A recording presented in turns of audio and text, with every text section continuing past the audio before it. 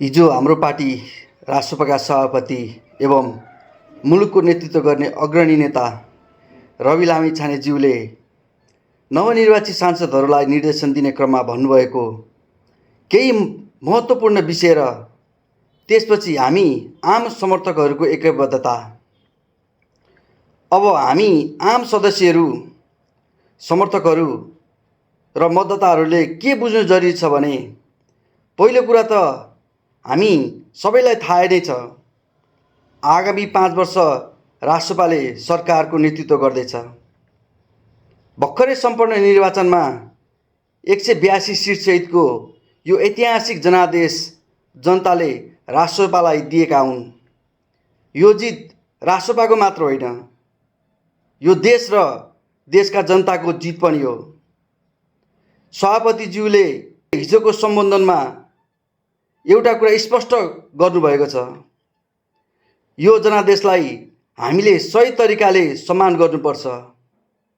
उहाँले नवनिर्वाचित सांसदहरूलाई निर्देशन दिने क्रममा सभापतिज्यूले भन्नुभयो, अब हाम्रो ध्यान व्यक्ति वा आफ्नो निर्वाचन क्षेत्रको विकासमा मात्र केन्द्रित हुँदैन। तपाईँ हामी सांसद भएका हौँ, त्यसैले अब समग्र राष्ट्रको विकासमा हाम्रो सोच पुग्नुपर्छ। पुरानो दलले 36-37 वर्ष जनतालाई पर्खाए, तर जनताले अब हामीलाई 36 दिन पनि पर्खन्न। त्यसैले हामी जतिसुकै ठुलो बहुमतमा भए पनि हामी सचेत र जिम्मेवारी बनेनौँ भने जनताले हामीलाई सजिलै हटाउन सक्छ भन्नुभयो। यसका लागि पार्टीले राइट टु रिकल अर्थात् जनताले आफ्नो प्रतिनिधिलाई फिर्ता बोलाउने अधिकारको प्रावधानलाई कडाइका साथ लागू गर्ने चेतावनी समेत उहाँले दिनुभएको छ। हामीले बुझ्नुपर्ने अर्को महत्त्वपूर्ण कुरा के हो भने, हिजो सभापतिज्यूले गुटबन्दी र स्वार्थ समूहको पछि लाग्ने प्रविधि विरुद्ध पनि कडा निर्देशन दिनुभएको छ। उहाँले स्पष्ट शब्दमा भन्नुभयो, काङ्ग्रेस र एमालेलाई गुटबन्दी गरेर हराउन सकिन्न। घन्टी चुनाव चिन्हमा सबै अटाउँछन्, त्यसैले पार्टीभित्र कुनै पनि किसिमको गुटबन्दी रोक्नुपर्छ र एकताबद्ध भएर अघि बढ्नुपर्छ। साथै उहाँले पार्टीमा अनुशासनलाई सबैभन्दा माथि राख्ने निर्देशन दिनुभएको छ। कसैले पनि पार्टीको अनुशासन उल्लङ्घन गर्न पाउँदैन।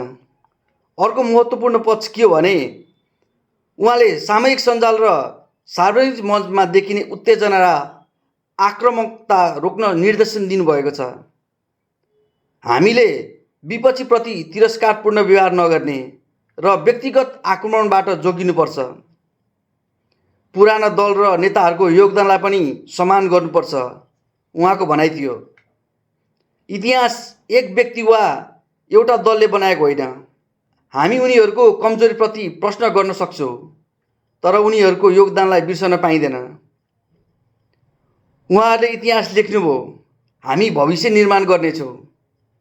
तसर्थ समर्थकहरू माझ म यो पनि भन्न चाहन्छु कि हिजोको सम्बोधनमा पार्टी सभापतिज्यूले हामीलाई जनताको सेवक हो, मालिक होइन भन्ने कुरालाई जोड दिनुभएको छ।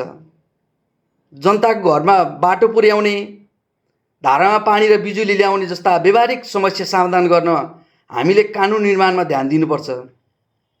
उहाँले जनप्रतिनिधिलाई आफ्नो उपचार सरकारी अस्पतालमै गर्न र साधारण जीवन अपनाउन समेत निर्देशन दिनुभएको छ। त्यसैले हामी समर्थक, कार्यकर्ताहरू तथा नेतृत्वलाई म के भन्न चाहन्छु भने, हामीले अब नयाँ तरिकाले काम गर्नुपर्छ। पार्टीको केन्द्रीय नेतृत्वले हामीलाई देखाएको बाटोमा हिँड्दै जिल्ला कमिटी र नगर कमिटीको तर्फबाट पूर्ण रूपमा प्रतिबद्ध भएर लाग्नुपर्छ। अब तपाईँ हामीले जनताको विश्वासलाई कहिले धोका दिनु हुँदैन। यो जनादेश हाम्रो लागि ठुलो अवसर हो, साथै ठुलो जिम्मेवारी पनि हो।